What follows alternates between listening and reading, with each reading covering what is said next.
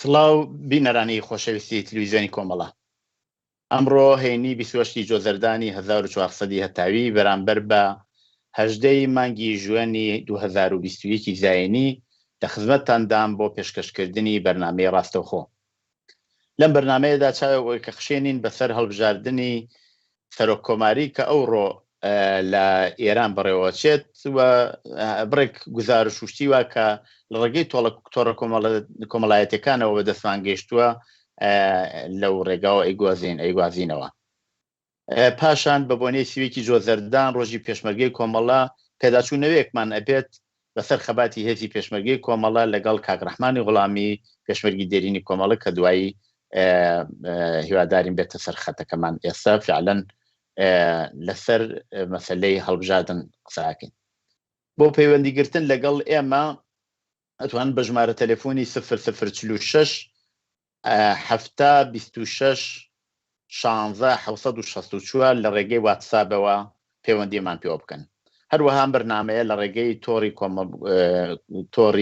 کۆمەڵە مێدیا نێتوەرکەوە هەم لە فەیسبوک و ئینستاگرام و یوتیوب ڕاستەوخۆ بڵاوە بێتەوە.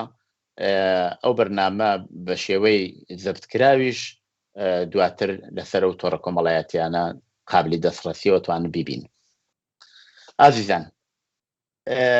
ئەوڕۆ گاڵتەجاری سەرۆککۆماری لە ئێران دەستی پێکرد. ئەوەی وە هەموو مێدیاکان و تەلەڤیزیۆنەکان پیشانی ئەدەن بەڕاستی هەرەو جۆرەوە بەراورد دەکرا. زۆربەی شوێنی ڕێدانەکان چۆڵە و خەڵک تقریبەن بەعام تەحریمیان کردووە و لە زۆر شوێن نییە. بۆ نمونە لە تاران پیشانیانەدا کە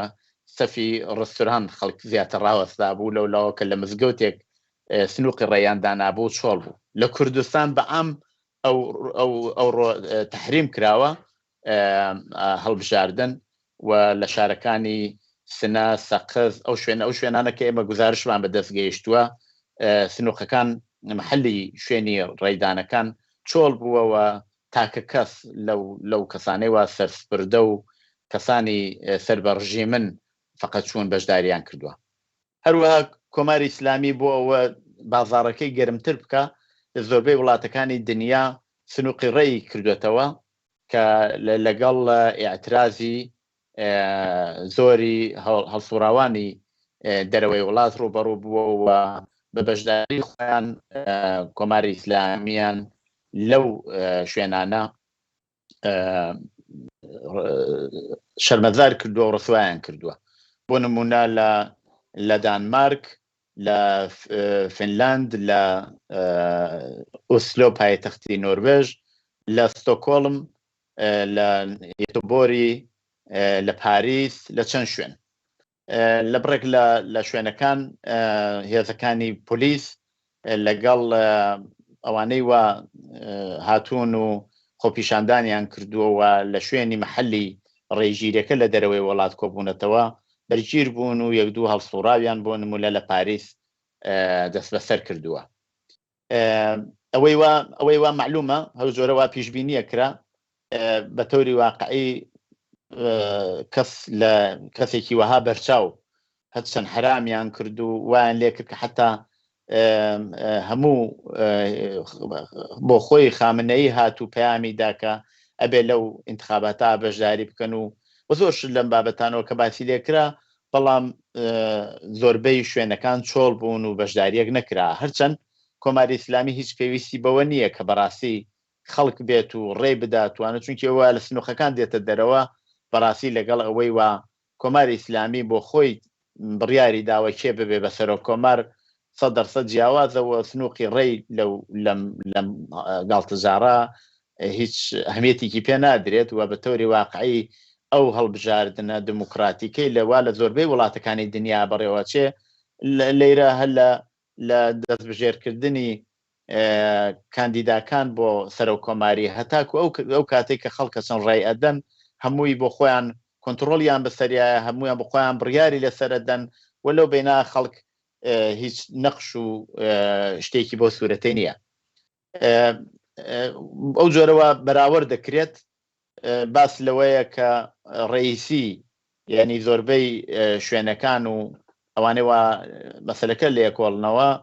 ئاماژە بەوەکەن کە ڕئیسی ئەبێ بە سەرۆک کۆمار و بۆ خۆی خامنەیش ڕئیسی وەکو سەرۆک کۆمار باس کردووە لە قسەکانیە و بەو جۆرەش و لەم گاڵتەجارە و لەم شانۆگەریە چەند ڕۆژی پێش لە هەڵبژاردنەکە لە تەلەڤیزیۆنەوە کە هاتن دانیشتن نوێنەرەکان بەیەکۆ قسەیان کرد هەموو ئاماژەکان بۆەوە چێت کە ڕئیسی ئەبێ بە سەرۆک کۆمار. خۆب طبعاً ڕئیسی وەختی ئەبێ بە سەرۆک کۆمار معنایەکی تایبەتی هەیە. معنای تایبەتیەکەیەوەیە کە کۆماری ئیسلامی ئەوێت دەستگاهای قانونگوزاری و بەڕێوەبردننی قانون و هەموو ئەوانە یەکدەست بکات. معناوەیە کە کۆماری ئیسلامی ئەوێت هەم لەباری ئابووریەوە کە سوپای پاسداران بەشی ئابووری بەدەستەوەیە لەباری ئیجراییشەوە لەباری بەڕێوەبردننی ئومورات و هەموو شتەکانی تریش هەر کەسێکی هاوچەشنی سوپای پاسداران و لەو باڵە بێت. بۆیە هەوڵیانەوە بووە کە کەسێکی ئاوا هەڵبژێرن و یا کەسێکی وا دیاری بکەن بۆ هەڵبژاردنەکانی ئەم دەورە. مەسلەیەکی تر ئەوەیە کە بۆ خۆدی ڕئیسی کەسێکی زۆر ناسراوە، پێویستی ناکرد هیچ تەبلیغ هاتێ بکا بۆ خۆی. ڕئیسی کەسێکە کە دەستی بە خوێنی هەزاران هەڵسوڕا و کرێکار و چەپ و کومونیست و ناڕازی بە تایبەت ناڕازی لە وڵاتە سوورەوە هەزاران لە دەستی لە هەزاران قەتڵ عام لە ئێرانە بووە، چ قەتڵ عامەکانی پێشتر کە لە دەهەی شەستی هەتاویە بوو و چ دواتریش کە بوو بە ڕئیسی بەشی قەزایی کۆماری ئیسلامی. لە هەموو ئەم بابەتانەوە ڕئیسی کەسێکی ناسراوە و پێدەچێت کە لە دەوری داهاتوویشە ڕئیسی تقریبەن هەر بەو شێوەیە وا ڕەفتاری کردووە وەکو سەرۆک کۆمار هەڵس و کەوت بکات. طبعاً ئەیشیانەوێت لە بابەت مەسەلەی دانووساندنەکانی بینی کۆماری ئیسلامی و وڵاتانی غەرب بە تایبەت ئەمریکا لەسەر مەسەلەی بەرجام هەروەها یەکدەست عەمەڵ بکەن. هەر لە ئێستەوە تقریبەن هەر لە پێش لەوەی سەرۆک کۆماری هەڵبژێردرێت تقریبەن ئەتوانم بڵێم کە وەزیری دەرەوەی ئێران باتەوەجە بۆ ویدۆی و کە جەنجاڵێکی لەسەر ساز بوو حەزف کرا و معاونەکەی بەشداری کرد. ئەوە بۆ خۆی معنایەوەیە کە تقریبەن لە داهاتووی شایتر کەسانێکی ئاوا کە تۆزە لە ناو خۆشیانە تۆزەن ڕەخنەیەکیان ببێت یا گلەییەکیان ببێ ئەوانە بە هیچ جێگەیەکیان نابێت. یعنی ئیسلاح تەلەب و نازانم ڕفرم خوازوانە لە دەوری داهاتووە لە هیچ شوێنێکا دیار نابن و حکوومەت بە شێوەیەکی یەکدەست عەمەڵەکات. ئەمە ئەگەر بین چاوخشاندنێ بکەین بەسەر ئەم گاڵتەجارە و ئەم شانۆگەریە شتێکی ئابە و سوورەتەی لێدێ. نەتیجەکەیە بێ بەچی؟ نەتیجەکەیە بێ بەوە کە بە پێی خودیەوەی کە ڕئیسی کەسێکی ئاوا بووە و لە هەموو ئەو دانیشتانێکە لەگەڵ ڕقەبای خۆیان کردی ئیتلاعاتی بێحەدکەمە، سەوادی زۆر لە خوارەوەیە، شتێک نازانێ، لەوێ دانیشتن بەربوونە درۆکردن و درۆ دەلەسە، لەوێ دانیشتن بەربوونە ئیفشاکردنی یەکتر. طبعاً ئەمەیان بۆ ئەوە کرد کە زیاتر ئەو بازاڕە گەرم بکەن، بەڵام لە لایەکی تریشۆ زۆر شتی کەش بۆ خەڵک دەرکەوت. خەڵک بەعام بەشداریان نەکرد، شاید ئەمانە بیانەوێت تۆڵە بکەنەوە لە خەڵک، بەڵام خەڵک لە ساڵی 96 و 98 تا پیشانیاندا کە بە دەرفەتێک ئەگە بۆیان هەڵبکەوێ کۆماری ئیسلامی تازە دوا ناتوانێ بەو شێوە ئیدامە بە حیات و بە حکوومەتی خۆی بدات و حتمما کەوێتە بەر لێشاوی کرێکاران و زەحمەتکێشان و خەڵکی بە تەنگ هاتوو لە دەست کۆماری ئیسلامی. خەڵک تەجروبەیان هەیە، خەڵکە زانن چی بکەن. دوو دانە خەباتی جەماوەری لە ئێران لە بە ماوەی 96 و 98 هەتاوی ڕوویدا و پێشتریشە لەو بابەتەوە تەجروبەیان هەیە. وڵاتی ئێران وڵاتێکە لە توولی بە ڕۆژانە ئیعتراز هەیە، بە ڕۆژانە لە مەراکزی کرێکاری، لە بازنشستەکان، معلمین، هەموو ئەوانە ئیعتراز دەکەن. ئیعتراز لەو وڵاتە بووە بە شتەیەکی ڕۆژانە. ئەگەر لە وڵاتێکی کە ساڵێ دوو جار شتێکی وای اعتراضێکی کرێکاری لەملا لەولا بێ لە ئێران ڕۆژانە ئەم مۆزوع لە ئارادایە. خب ئەمە هەموو هەڕەشەیەکە بۆ ئەو دەسەڵاتی وایە لە سەرکارە لە کۆماری ئیسلامیەوە معنایەوەیە کە حتممەیانەوێت تۆزێک تونتر بە مۆزوعەکە بەرخورد بکەن و فشاری زیاتر بۆ خەڵک بێنن، بەڵام خەڵکتانێکیان نەماوە. ئەو وەزعیەتی کۆڕۆنایە کە هیچ شتێکیان بۆ خەڵک نەکردووە. ئێستەیش بەپێی ئاخرین ئامارێک کە داویانە دەوروبەری 1 ملیۆن و وردەیە خەڵک واکسێنیان لێدراوە. ئەوە لە چاو کۆمەلگایەکی 70 ملیۆنی کە هێزگار کەمە، یعنی نابێ بە هیچ بۆ جۆرەوە بەراوەدیان کردە ئاخری ساڵی داهاتوو خۆیان ئەڵێن کە واکسێنی کۆڕۆنا لە خەڵک ئەدەن و تقریبەن تەواو بێت. کاتی خۆشی ئەمان هاتن واکسینەکانی ئەمریکایی واکسینی ئینگلیسیان حرام کرد و خۆیان واکسینی خۆیان دروستەکەن، بەڵام هەر بەو جۆرە کە ئێبینین ئێستا ئەو واکسینانەی کە لەلایەن وڵاتانەوە بۆ بەتایبەت بۆ وڵاتانی خەریکن لە حاڵی پێشکەوتووان وەکو ئێران ئەنێردرێت، هەر ئەو واکسینانە کە حرام کراوە بەڵام ئەوە خەریکن کەم و کورت لە خەڵکی ئەدەن. لە هەر حاڵە ئەمەی ئەوە بڵێم کە وەزعیەتی کۆمەلگا وەزعیەتێکی بێ ئەندازە ئەسەفبارە، 70% خەڵک لەژێر خەتی فەقرا زندگیەکەن و ئەمە بۆ ئەو کۆمەلگا ئیتر ئاخری خەتە و لەوە زیاتر نایانەوێ ئیدامە بدەن بە ژیانێکی لەوە خراپتر، بە ئەعدام، بە سەرکوت، ژنان لەوە زیاتر بکەونە ژێر ئەزیەت و ئازار. هەموو ئەمانە بەیەکەوە ئەومان پیشانەدات کە کۆمەلگای ئێران لە حاڵی ئاڵوگۆڕێکی حتمەن بەرچاوە ئابێت و ئەوەی وا مهمە ئەویش ئەوەیە کە کرێکاران و زەحمەتکێشان بتوانن لەم وەزیەتە یەکگرتوو لەگەڵ بەخێچی نەکانی تری کۆمەلگاکە ستەمیان لێچێتووە کەونەت ژێر زەخت و لەلایەن کۆماری ئیسلامیەوە بتوانن یەکدەنگ و هاودەنگ پێکەوە بەرامبەر بە کۆماری ئیسلامی ڕاوەستن. ئەمە هەموو ئەو باسە بوو کە لە رابطە لەگەڵ مەسەلەی هەڵبژاردنە. ئەگەر هاوڕێیانم یارمەتیم بدەن کلیپێکی چکۆلە دابنین جا دوای دینە سەر بەحسی دواییمان کە بەرەوپیری ڕۆژی پێشمەرگەی کۆمەڵە ئاچین. لەو بابەتەوە هیوادارم هاوڕێیانم یارمەتیم بدەن بۆ ئەوە بەرنامەکەمان جێبەجێ بکەین.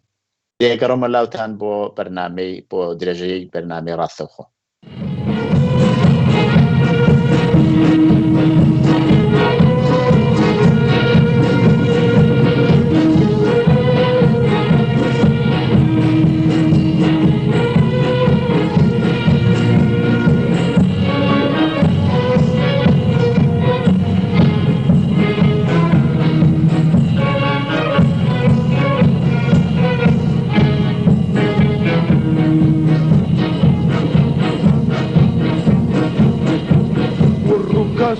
سەرگەردانی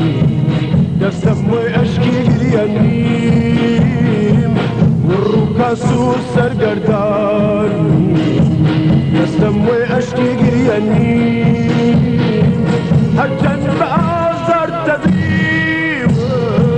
سەر بزێ و بووم نەبەسیوە سەر بزێ و بووم نەبەسیوە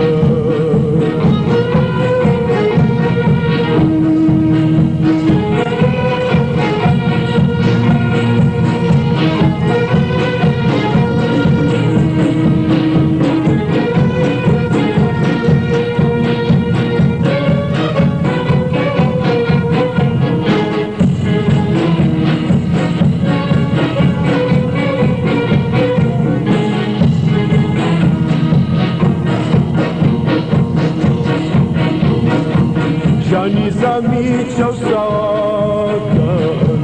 خەموو ناڵی داماوەکان ژان نظامی چەوساکە خەموو ناڵی داماوەکان سەرچاوەی هۆش و وەستێمە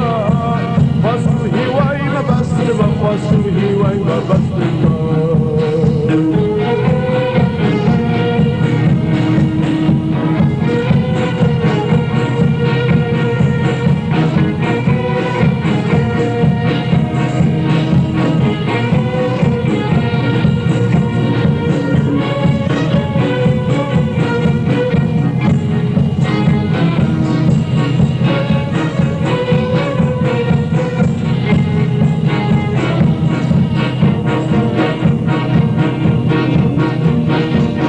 بدرێژی ژین من ئامادەم بۆمی مەنگی مەینەت ڕادام بدرێژی ژین من ئامادەم بۆمی مەنگی مەینەت ڕادام من ئەمەوێ بەبەڵایە بۆ شەویستی مرۆڤ بەرم بۆ گسوچی ئەم دنیایە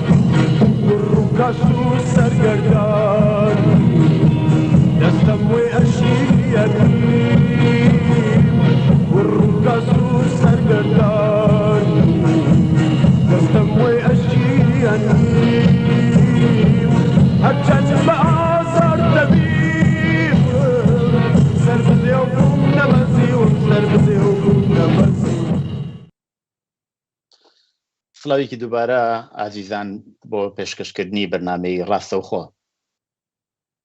ڕۆژی دووشەمبە سیویەکی جۆزەردانە، سیوێکی جۆزەردان ڕۆژی پێشمەرگەی کۆمەڵەیە.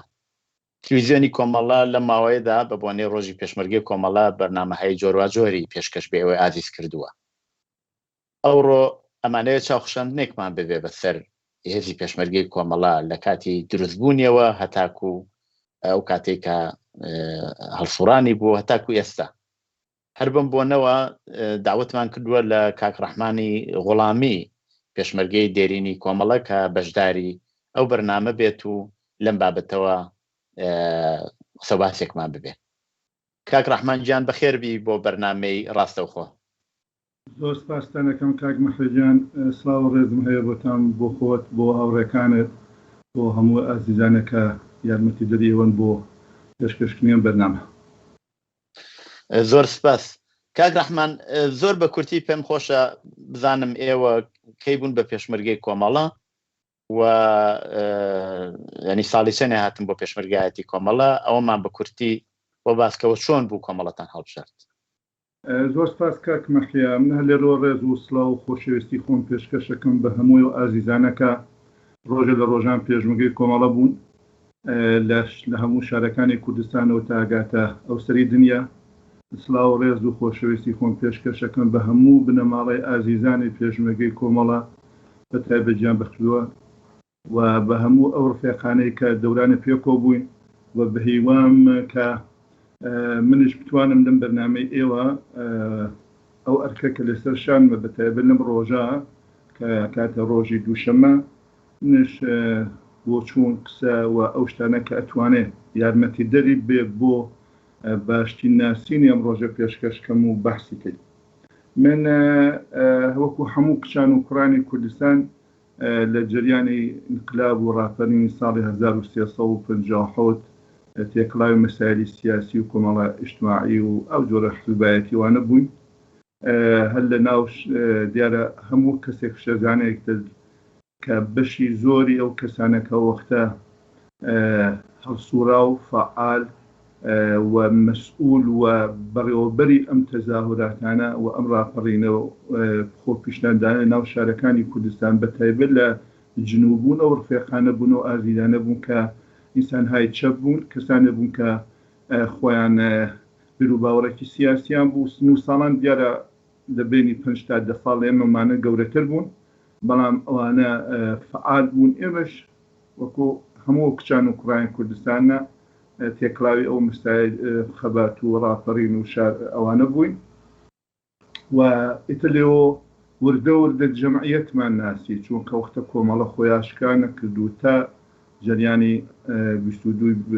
بەهمەن کاتە پێشەوە مەسەلەی گیانبەرکردنی کاک حەماسێن، بەڵام وەکو کۆمەڵە وەکو تەشکیلات زۆر هێشتا ناسراو نەبوو. بەڵام ئەو کەسانە کە فعال بوون، ئەو کەسانە کە لە ناو شارەکانە خەریک بوون ئەو خەباتانە بردە پێشەوە، دیار بوو کەسانە بوون کە دوایی معلوم بوو لە پرۆسەی خۆیانمانە هەمویان بە جۆرێک وەسڵ بوون بە کۆمەڵەوە، ڕابطەیەکیان بووە و ئەوانە. منش ماوە بە دوای ئەوە وردە وردەیتە جەمعیەتم ناسی بەشێکی زۆر لە ڕفێقانەکە لە ناو شارە بوون و لەو ماوە ارتباطاتێکمان بوو، مەسایلێک لە شارە هاتە پێشەوە، خودی ڕووخانی ڕژیمی پەهلەوی و ئەوە کە شار کەوتە دەست کۆمەڵانی خەڵک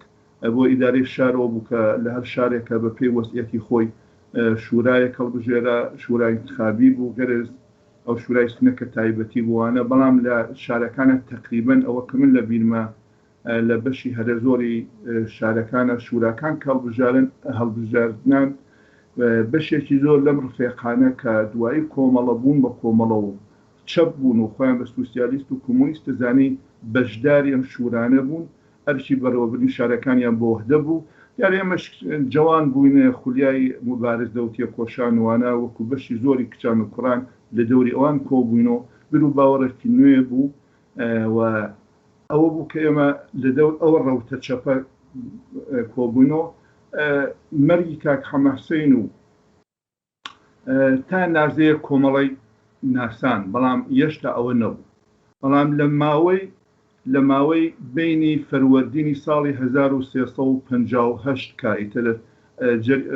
ئەفوکەن لە جریانی مەسەلەی شاری سنە و شەڕی خوێنایی و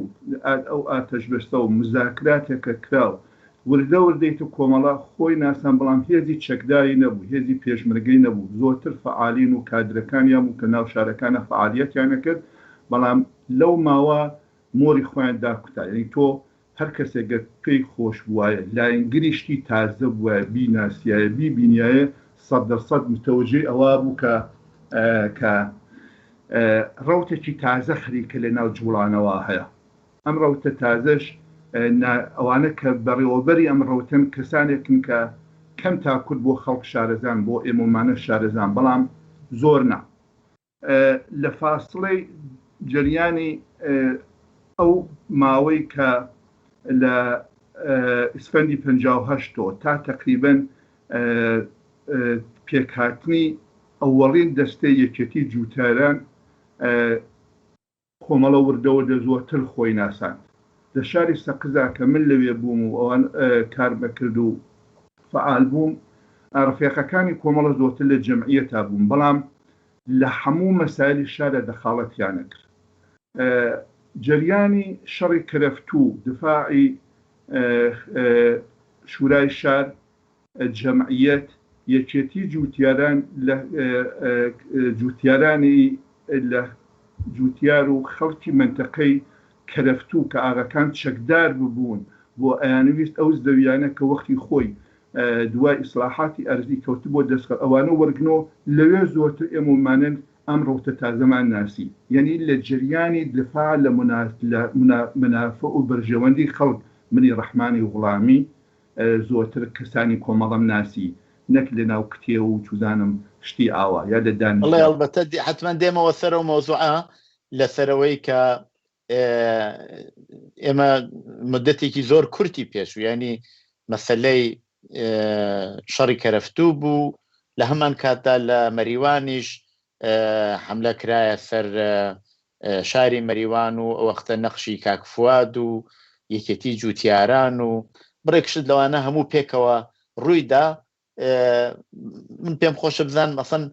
دلیلی چی بوو تا ئەندازێ لە قسەکانە خەریب بوو ئیشارەی پێ بکەیت دلیلی چی بوو ئەو هێزە کە بۆ خۆتان باسان کرد جەماعەتێکی ڕۆناکبیری کەم بوون لە ماوەیەکی زۆر کورتە بوو بە هێزێکە لەگەڵ کۆماری ئیسلامی لەگەڵ هێزەکانی تردانیش چی بوو ئەوەی وا کۆمەڵی ئاوا لێ کرد و ئەلبەتە پێشم خۆشە لەو بینشە نەقشی پێشمەرگەی کۆمەڵە ببینین هەم لە مەسەلەی شەڕێیەکێتی جوتیاران و شوێنەکانی تریشە بەسەر چاو من بۆیە ئەوەم وت من پێم خۆش بوو کە من پێم وایە کۆمەڵە ژیانێکی فعالیەتی سیاسی دەورای ژیانی سیاسی کۆمەڵە تقریبن کەمێ جیاوازە تا ساڵی 58 و تاوەکە وەکو تشکیلات خۆی معرفێکە تا کنگرێ ئەوڵەکە هێشتا کۆمەڵێک کە نایناسێ من ئەوە بگەێنم کە هێزی پێشمەرگەی کۆمەڵە ئەوانە کە دوایی کچووکڕانی کوردستان چەکی پێشمەرگایەتی کۆمەڵیان هەڵبژار ئاگاهانە هەڵیان بژار ئاگاهانە کەوتنە لەگەڵ ڕەوتێک ئەم ڕەوتە دیارە سابقەیەکی پێشتری بوو فعالیەتێکی نهێنی چەند ساڵانەی بوو کۆمەڵێک لاوی مبارز و تێکۆشەر تشکیلاتێکیان پێکێنا بوو فعالیەتی ژێرزەمینیە کە بە دلیلی خەفەقانی دەورەی پەهلەوی بەڵام لە مەقتەعێکا کە خەڵک دێتە ناو شەقام و خیابان مبارزەی خۆی دەستپێکە ئەم ڕەوتە لەناو ئەو مبارزە جێی خۆیە کاتۆ دلیلەکە شوێ بە نەزەری من کۆمەلگای کوردستان وەکو کۆمەلگا وەکو خەڵک وەکو جامعە پێشکەوتبوو ئەو خواستانە کە ئەو سەردەمە لەناو جوڵانەوەی لەناو ڕاپەڕینان مەترەح بوو بە نسبەتی پێشوو فەرقی بوو بە نسبەتی حتا بەشەکانی تریش فەرقی بوو بۆیە من پێم وایە خودی ئەمە تشکیلاتی کۆمەڵەکە زۆر زوو ئەتوانێت لەناو خەڵکە جێی خۆی کاتۆ و هێرشی نظامی جمهوری ئیسلامی ئەبێ بە فاکتۆرێک بۆ کە هێزی پێشمەرگە بە وجود بێ و هێزی پێشمەرگە بەشدار بێ و کۆمەڵک لەگەڵ کۆمەڵە کەون لەگەڵ کۆمەڵە خۆیان بگرسێن و یەکبینن دلیلەکەیەوەیە کە لەناو کۆمەلگا ئەو ڕەوتە چەپە بووە و لە نەزم ئێستش هەیە بە نسبەتی جاران زۆرترە بە دلیلی واقعیەتی جامعە ئەمە من و تۆ ئیکسویگری بە هەر دلیلێ بە هەر هۆیە کە ئاڵوگۆڕایەکی سیاسی تشکیلاتیمان بەسەراتۆ ناتوانین منکریوە بین من لەو ڕابطە لەو ڕەوتە معەنە لەو فاصلە معەنەی 5-6 مانگە کە هاتە پێشۆ و دوای شەڕی ئەوڵ کە 28 مرداد کە خومێنی فەرمانی جەهادی داوە لە شارەکەی سەقز ئەو 3-4 ڕۆژە خەڵک مقاومەتی کرد و بە دوای ئەوە بووکەیت کۆمەڵە ئەلامی هێزی پێشمەکانی خۆی گردووە لە منتەقەی بانە و سەردەشتوانە منش ئیتە تەسمیم گر بە یارمەتی ئازیزانی وەکو کاکسیفی کعبی کعباسی خاتونی کابەها دوایەوە فێقایە ترکەیسە ناکرێ ناویان بەرم تەسمیم گرکەیتە وەختێک کە حکمی تەبعیدم درا لەیان خەڵخاڵیۆ تەسمیم گر بێن بۆ پێشمەرگایەتی باوکشم تەیدی کرد و تێشی بۆ لای کەوت مەچم بۆ لای دکتۆر شاکری و ئەوانە چونکە دکتۆر شاکری سۆمبلی کۆمونیستەکانی کوردستان بۆ وەختە سۆمبلی ئەو ئینسانانە بوو کە بە دڵ و بەژیان خزمەتی کۆمەلگای فەقیر و هەژاری کوردستانیانە کرد و جێیان کەوتووە بۆیە من تەیدی باوکشم وەرگرت وتی ئەگە ئەتوانی چۆ بیت ئەگە ناتوانی بۆت نییە چیت و دوای بێتەوە جاشەکانمان پێین کەیت پێ خۆشحاڵکەیت منشتر ئەو بووم بە هەشتمین پێشمەرگەی ناوچەی سەقز هێشتا شارەکان نەگیرا بۆ دوای شەڕی ئەوڵ چوومە لای هاوڕێیان خۆشەویست و ئەزیز کاکڕۆفی بابیان و دادەشەنەز لە وڵاماڵی ماوەی لای ئەوان بووم دوای هێزی پێشمەرگەی کۆمەڵە کە هەرێم بووەختە سەقز و بۆکان و مەهاباد پێکۆبوون یادی بەخێر دکتۆر جەعفەر مسئولی هەرێمەکە بوو هاتنە خوارەوە من لە قەرەجیۆ چوون بە پێشمەرگەی کۆمەڵ بووم بە پێشمەرگەی کۆمەڵە و ئیتر لە ئەگەر ئیشتبانەکەمە کاتە ئاخری مێهری 1358 من بووم بە پێشمەرگەی کۆمەڵ. زۆر چاکە کاک ڕەحمان ئێمە تەمان بۆ هەردووکمان خەڵکی شارێکی یەکتر چاکە ناسین لەو بابەتەیشەوە زۆر جاریش پێشاتووە کە پێکەوە بووین لە ناوچە لە حوزەی فعالیت پێکەوە بووین و ئاگاداری یەکتر هەین بەڵام پێم خۆشە یەک دوو مۆزوع هەیە لەیرا باسی بکەم تۆ باسیەوەت کرد کە ئەوەی وا مقاومەتی کرد لە شارەکان کە لە سنەوە دەستی پێکرد وەختی هێرشی کۆماری ئیسلامی دەستی پێکرد بۆ سەر کوردستان مقاومەتەکە بە تۆری واقعی و ناسرااو بووی تر لە سنەوە دەستی پێکرد دوایی شارەکانی تریش لەیرە باسی خەڵکە کرێت ئەم وەزعیەتە هەتاکو ئەو سەردەمەی کە هێزی پێشمەرگە تقریبەن فعالیتی کەمە بێتەوە دێتەوە ئەو دیوی سنوورەکان هەر بۆ شێوە بووە مەسەلەکە ئەوەیە کە هێزی پێشمەرگە بەبێ خەڵک نەیەتوانی بە تۆری واقعی هەڵسوڕانی خۆی بباتە پێشەوە چێ بوون ئەو خەڵکە ئایا ئەتوانین بڵێن هەموو خەڵکی کوردستان بوون و بۆچی ئاواشیانە کردەوە ئەڵبەتە تەعەن هەر بۆ پێشمەرگی کۆمەڵە نەیە کە هێزی تری چەکداریش لە کوردستان بوو لەگەڵ ئەوانیشە بۆ ئەو وەزعیەتە هاتبوو بۆ خەڵک ئاوا هەل هێشتا کۆماری ئیسلامی نەهات بۆ سەرکار ئاوا بەرامبەر بە کۆماری ئیسلامی ڕاوەستان و یارمەتیەتی پێشمەرگیاندا من پێم وایە ئەساسەن ئەگرێتەوە بۆ سەر خودی بەرژەوەندی خەڵک تەشخیصیانەدا خەڵک ئەویان نەزانی یعنی من وەختێکە بووم بە پێشمەرگ کۆمەڵە باوکمێشێ لە بنی پرسیارە کرد ئەوێ دەچی بۆ لایکێ ئەموو دەچم بۆ لای دکتور شاکری شاید لەباری فەلسەفیەوە لەگەڵ مەجموعێشتی نەبووە بەڵام لەباری کۆمەڵایەت و لە ڕافتەگە مەنافعی ژیانی واقعی خۆیە دکتور شاکری جوابی نیازەکەی داوە کۆمەڵە جوابی نیازەکەی داوە ئەمە فقط قسەی باوشی من نەبووە قسەی هەزاران هەزار کەس بووە ڕەوتێکی چکۆلە تشکیلاتێکی چکۆلەی مەحدود کە مەخفی بووە فقط لە ناو خۆیان نەبوون چۆن ئەتوانێت لە عەرزی 6 مانگا بێت بە ڕەوتێکی زۆر گەورە کەشان بە لە شانی حزبێکی مەسەلەن 50 ساڵی وەکو حزبی دیموکرات چۆن ئەتوانێت بێت بە جێی متمانەی ئەم خەڵکە ئەگەر خۆ ئەمە بە زۆر نییە ئەمە بە شتیتر نەبووە ئەمە دلیلی ئەسڵیەکەوە کە خەڵک بە دوای تشکیلاتێکی نوێبوون بە دوای ڕەوتێکی نوێبوون ئەم ڕەوتە نەوێژ کە ئەتوانێت جوابی و بەرژەوەندیەوەتەوە لە نەزەر منەوە کۆمەڵە بوو و من پێم وایە مەوزە گیرەکانی کۆمەڵە لەو سەردەما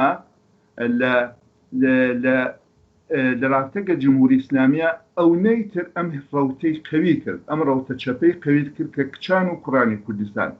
لە کوێرەدەیەکی کوردستانەوە بگرێت تاگاتە شارێکی وەکوسنە وەختێک کابرا بیەوێت بە دوای بۆچوونێکی تازا بێت کۆمەڵە هەڵەبژێرێت ئەبێت بە پێشمەرگەی کۆمەڵە هەرچەند پێشمەرگایەتی شتێک نەبووە کە ئێمە خوازیاری بین ئەمە جمهوری ئیسلامی تەحمیلی کرد یعنی شەڕی مستەلح پێشمەرگایەتی نەتیجەی شەڕی مستەلحانە بوو نەتیجەی هێرشی جمهوری ئیسلامی بوو نەتیجەیەوە نەبوو کچان و کوڕانی کوردستان حەزەکەن لە تفەنگێکی بیکەنە شانیان نا ئێمە مبارزەی مەدەنیمان کرد خەڵکی ئەمە کچان و کوڕانی کوردستان بەشی هەرە زۆری ئەوانە کە لە سازمانای چەپ و لە ئەحزابی سیاسی جۆراوجۆرە خوان فعالیەتیانە کرد لە سنە و سەقز و بانەوە ڕێیەکەون بۆ پشتیوانی مبارزەی مەدەنی و چۆڵکردی شاری مەریوان دلیلەکەی ئەوەیە کە هەموو تەلاشێک کراوە کە ئەم ڕەوتە توانێت شەڕی چەکدەرانە لە کوردستانە بۆچوونێ بەڵام ڕۆژە لە ڕۆژان وەختی جمهوری ئیسلامی تەسمیمە گرێت کە هجووم کاتە سەر کوردستان ئەم ڕەوتە چەپەش لە ناو کۆمەلگایە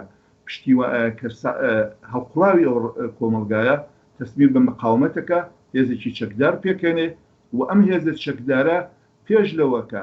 مستەلح بێ بە تفەنگەکەی و تفەنگەکەی کە بە مەبنا بۆ فعالیەتی خۆی بیرروباوەڕێکی سیاسی هەیە عقایدێکی هەیە ئەم عقایدە چنێن لە نەزەمنەوە جێی نەکبێ ئەوە قسەیەکی ترە بەڵام ئێمە ئەبێ فعالیەتی ئەو ڕەوتە ئەم هێزە کە هێزی پێشمەرگەی کۆمەڵەیە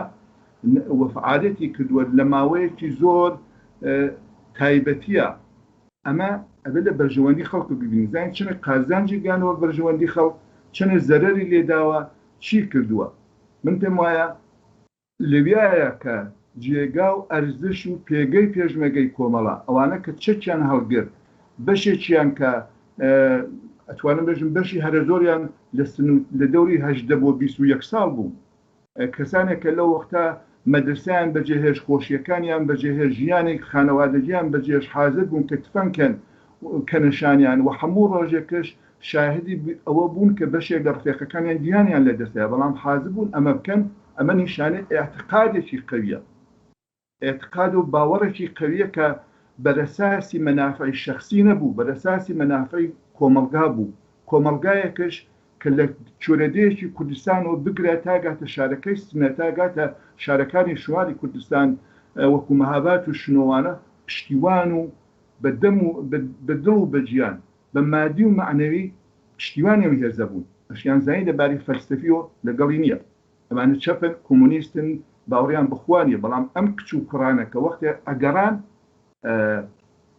هەندی جوابی نیازەکەنەوە بە نەزەری من ئەو نیازە ئەو تێکڵاویەکی واقعی بوو لە بینی کۆمەلگا و هێزی پێشمەرگەی کۆمەڵە ئەو کچان و کوڕانە کە بە دڵ و بەجیان حاضر بوون بۆ بەلەغ و مەرەوەژی بۆچوونێکی تازە بن لەناو جوڵانەوە مەبەستی ئێوە ئەوەیە کە بەبێ خەڵک هیچ وەخت ناکرا ئەو ڕەوتە بەو شێوە بچێتە پێشەوە و بەو شێوەش درێژێ ببێ معنایەوەیە لە داهاتووە ئەگەر شتێکی وا ببێت چی ئایا دیسان هێزی پێشمەرگەی کۆمەڵە ئەتوانێ هەروەکو جاران هەڵسوڕانی چەکداری بکات یاکو ئەمە تاکتیکێ بووە سەردەمێک و ئێستا و تاکتیکە بە کەڵک نایەت و یا لە داهاتووە چی لێ دێت من پێم وایە پێشمەرگەی کۆمەڵە ناتوانین لە کۆمەڵە جیاکەیتەوە من پێم وایە دروستە وەختی خۆی کاکفوادەکان و کاکستیقەکان کۆمەڵان پێکێنا دەستیان خۆش بێ بە زین و مردووە هەزار جار ماڵاوە هەزار جار سپاس بۆ زەحمەتەکانیان کە وەختی خۆی لە دانیشگاکانەوە لە زەحمەتیان کێشا و ڕەوتێکی تازیان لە ناو جوڵانەوەکە دروست کرد ڕەوتێکی تازیان لە کوردستانە پێکێنا ڕەوتێک کە بتوانێت تا ئێسش جێی خۆی هەیە و کرێکارێکە بڕۆ لە سەقز و سمەیە لە چۆرەدەیەکی کوردستانە ئەگەر بەحسی ئازادی کە بەحسی مەنافعی خۆی کە ژنێکەکنیکە خۆی لە بۆ کۆمەڵا بینێ من پێم وایە پێشمەرگەی کۆمەڵەش کاک مەحیا خۆت شاهدی بووی من ڕوو بە و نەسلە قساکەم نامەوێت تاریف و تەمجیدی کەم نەمێ واقعیەتەکە باسکە من ئاڵۆگۆڕم بەسەر هاتووە خۆم بەڵام ئەمێ واقعیەتێک کە ئەو وەختێمە بوومانە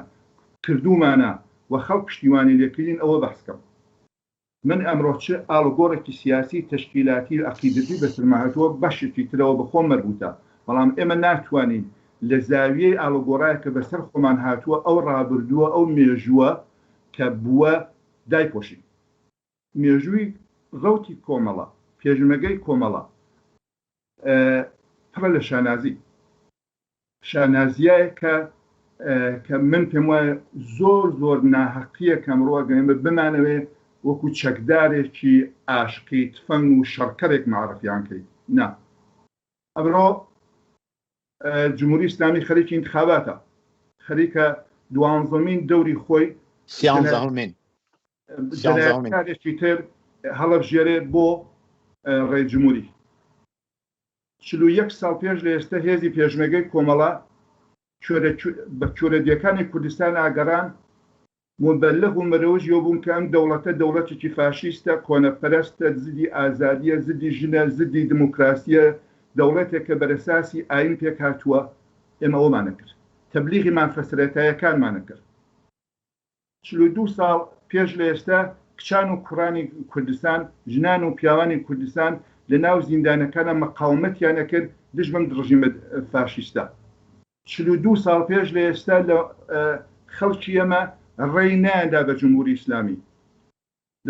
لە دەی فەروەردینی 1358 ئەمانە گشتی شانازین ئەمە شانازیە بۆ ئەو کەسە کە پێشمەرگەی کۆمەڵە بووە ئەمڕۆ پێشمەرگە نەماوە بەڵام لە ناو شارەکانی کوردستانە لە گۆشێک لە وڵاتەکانی ئوروپایە بەڵام بازە مبەلەغ و مرۆژی ئەوەیە مستەفا عەرەبەکان و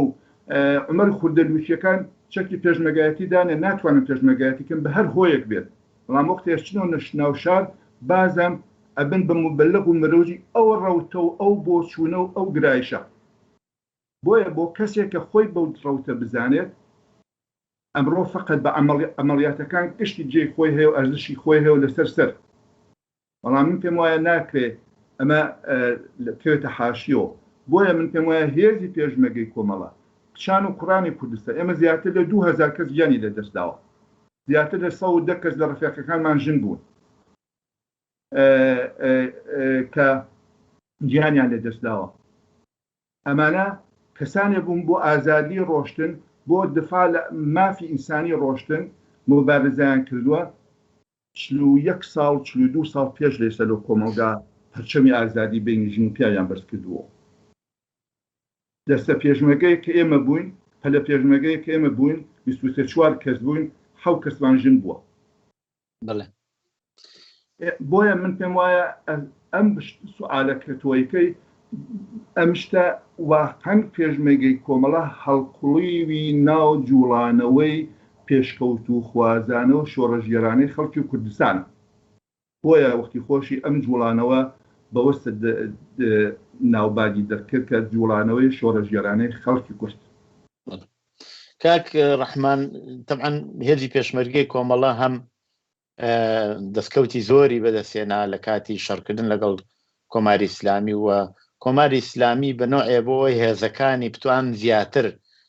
لە بەرامبەر هێزی پێشمەرگەی کۆمەڵە مقاومەت بکەن. باسیەوە کرد کە هێزی پێشمەرگەی کۆمەڵە ئەگەر بکەونە دەستی هێزی پێشمەرگەی کۆمەڵەوە چیتان لێکەن و سەرتانە بڕن و ئاواکەن و زۆر شتی بۆ تەبلیغاتێکی بەو شێوەیە کرد. طبعاً ئێمە لەو کاتەوە زۆر جار پێش هاتووە دیلمان گرتووە و جاری وا بووە زۆر کەسیش بە دیل گیراون لەلایەن هێزی پێشمەرگەی کۆمەڵە و پێم خۆشە لەم بابەتەوە ئەگەر شتێکی تایبەتی لەسەر هەڵس و کەوتکردن لەگەڵ دیل و هەروەها ئێمە طبعاً ئەو مۆقعیەتیشمان خواستەوەوە لە یەک دوو مەوەردا ئاڵوگۆڕمان بە دیل و شتیوا کرد لەو بابەتێشەوە ئەگەر کرێ باسێکمان بۆ بکەین. بەسەر چاو من کاک مەحیا من پێم وایە ئێمە لە ماوەیەکی کورتی 45 دقیقەیە کە ئێوە وەکو ڕێزگردندا ناوە بۆ چاوخشیانە بەسەر ئەم ڕۆژە ئێمە ناتوانین باسی هەموو شتێ بکەین. من پێم وایە هەر ڕۆژی فعالیەتیە هەر یەک ڕۆژ فعالیەتی ئەو پەلە کە من لەگەڵیا بووم و شانازیم بۆ لەگەڵ ڕفیقانە خەباتکەم بەدایان بەرنامەی هەرەکە چۆن هەڵساین چیمان کردووە چۆن ڕۆشتی مناسباتەکەمان چۆن تەنزیم کردووە جلساتی 15 ڕۆژی خۆمان چۆن بووە بۆچی ئەم جلساتەمان کردووە هەدەفەکانمان چی بووە تەرحی ئەمەڵیاتەکانمان چۆن بووە چۆن تامین بووی لەباری خوراکی و ئەوانۆ ئێمە لە شەرایەتێکا بووین هەموو دیهاتەکە بەدەستمانەوە بووە بەڵام چوونێتە لە بناری کێوێکە خۆمان قەرمان کردێتەوە تا ئەوە کە بتوانین ڕابطەیەکی دروست و ئوسولی لەگەڵ ئاواییەکە پەیار بکەین کە دوای چی مەقڕکەین. ئێمە کە دوایین مەقڕشمان کردێتەوە زۆر بووین بەجێ ڕێزی ئەو خەڵکە و خەڵکە باوەڕیان پێکردین لە هەموو بوارێکە هێزی پێشمەرگەی کۆمەڵە مەقڕەکانی کۆمەڵە یارمەتیدەری ئەو خەڵکە بوون کە لە ئاواییەکە بووە لەدا ئاواییا بووە بەدەمیانەوە بووە یعنی وانە بووە لە لولەی تفەنگەکەوێت مشای خەڵکە لولەی تفەنگەکەی کە بە مەبنا بۆ مناسباتی خۆی لەگە خەڵکە گیر و باوەڕەکەی بووە بۆیە هێزی پێشمەرگەی کۆمەڵە بوو بە خۆشەویست لە هەر دەیەکە لە هەر شوێنێک شاکە مەقڕی داناوە ئەو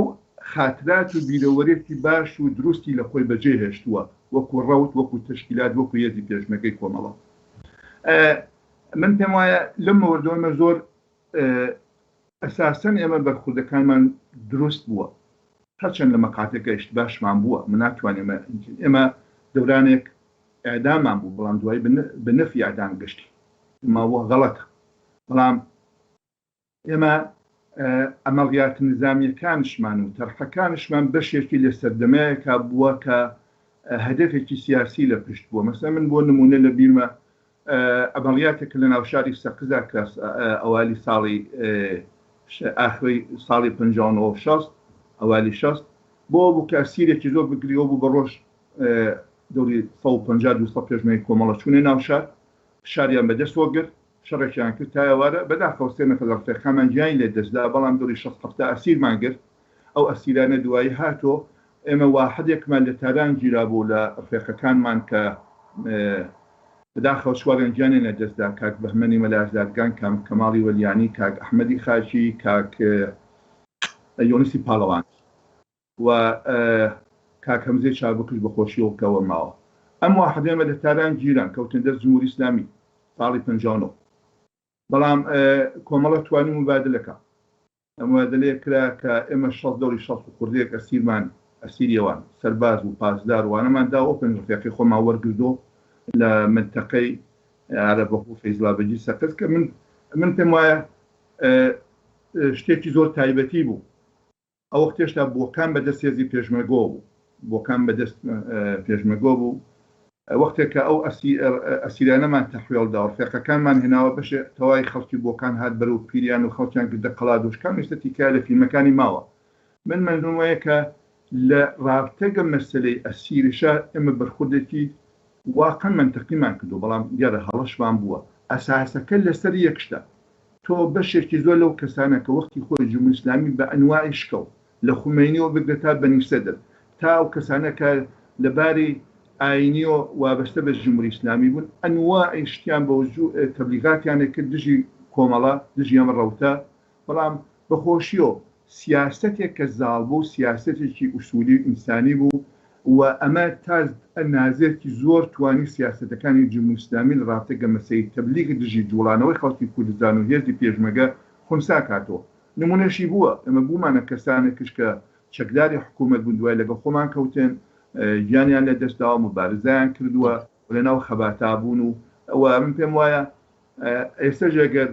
کەسێک بچێتەوە بۆ مەسەلەن زۆر دەحبەکابراژێ بنەچون بۆ شارێکی غێری کوردستان ئێژە کوردم لەناو ئەو تەیفا بەرخوردێکی سەمیمانەی پێەکەن کاک ڕەحمان هاوڕێیانم ئیشارەم پێەکەن کە ئێمە تا سەعاتی 6 دقیقە توانین بەرنامەکەمان ببێت چونکی بەرنامێکی تایبەتیان هەیە پێم خۆشە لەسەر یەک دوو مۆزوع بە کورتی قسە بکەین مەسەلەیەکەیە کە کۆمەڵە بە ئاشکرا پەیوەندی دیپلۆماتیکی لەگەڵ حکوومەتی عێراق گرت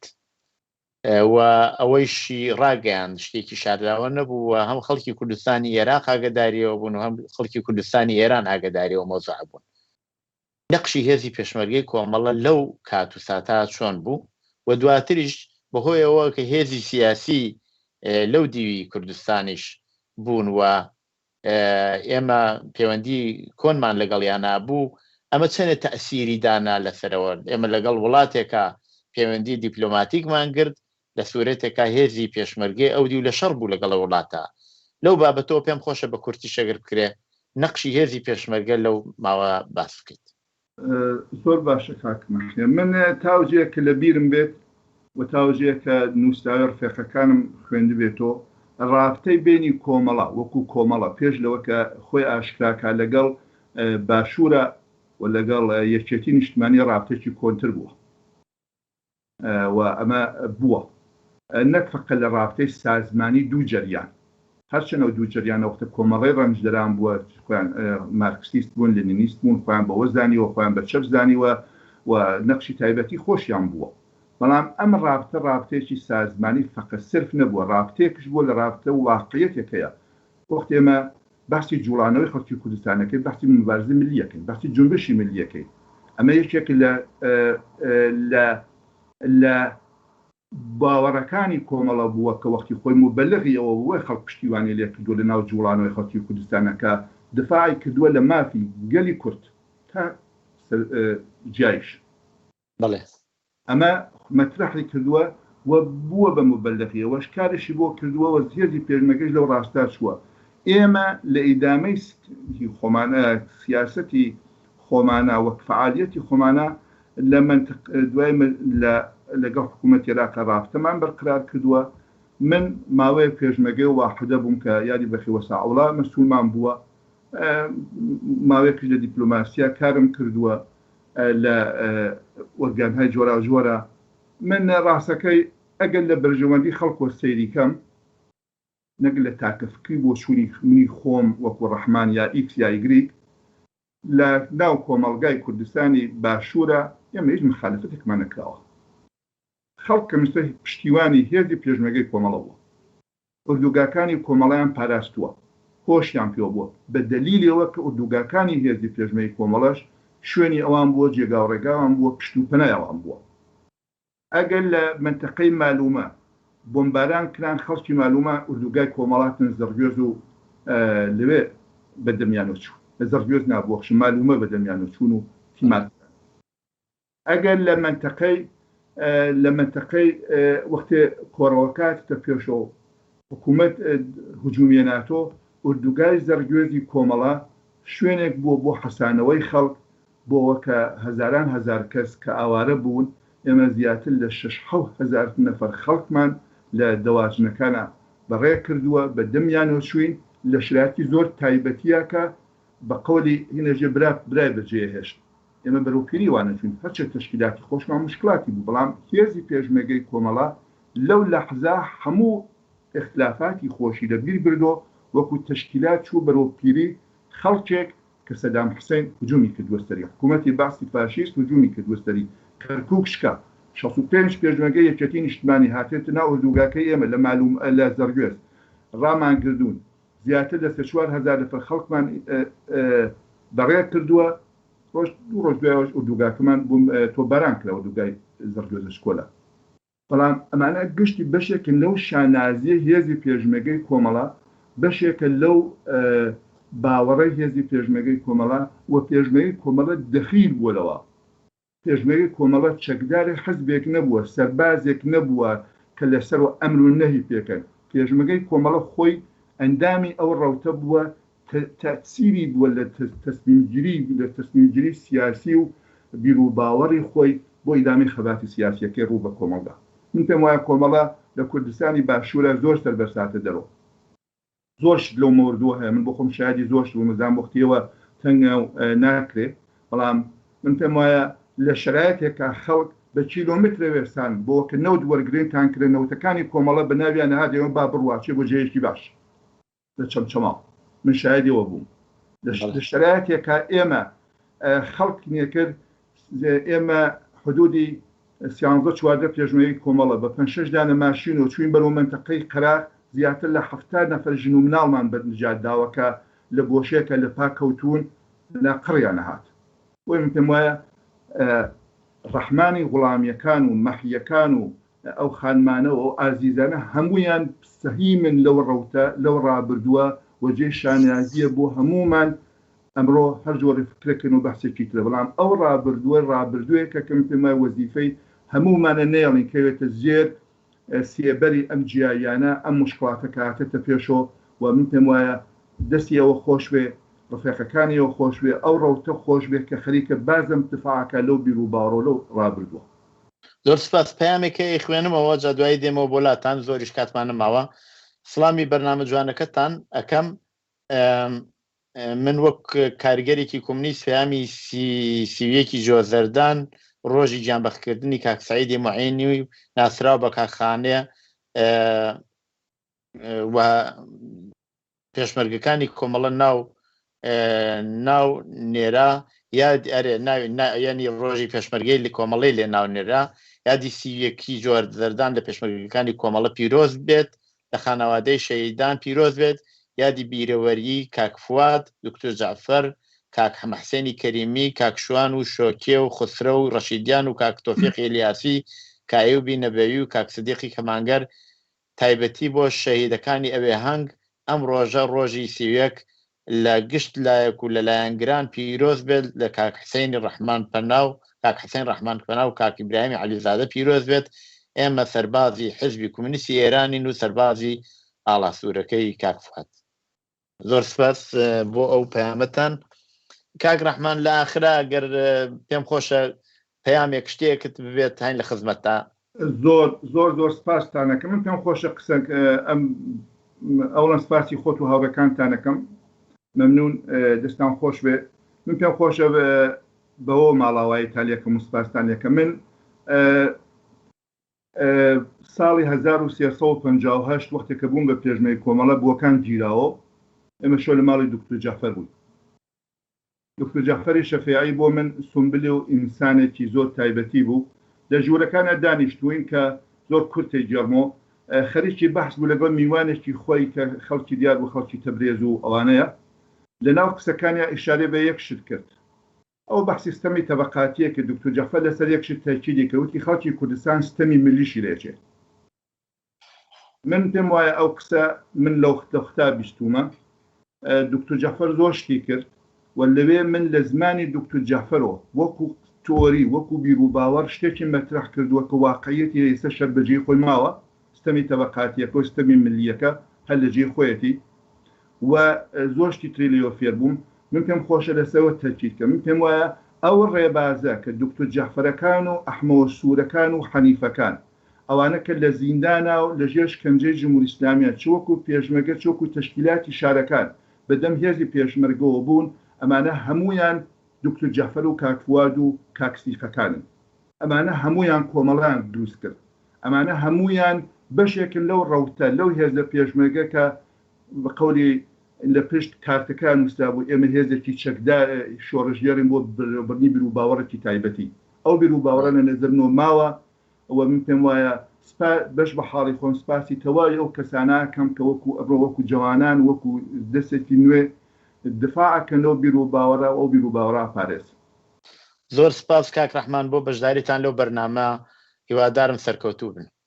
سپاس بۆ تۆ جارێک تژمانوێنە بن و دەستان خۆش زۆر سپاس بینەرانی خۆشەویستی تلویزیۆنی کۆمەڵە بەم جۆرە هاتیینە کۆتایی بەرنامەی ڕاستەوخۆ هەتا بەرنمەیەکی تر و دیدارێکی تر ڕۆژ و شەوێکی خۆشتان بۆ باواتەخوازم داوای سەرکەوتنەکەم بۆ هەموو لایەک و هەر لە ئێرەشەوە لە هەموو پێشمەرگەکانی کۆمەڵە پیرۆزبای ڕۆژی سیوێکی جۆزەردانەکەم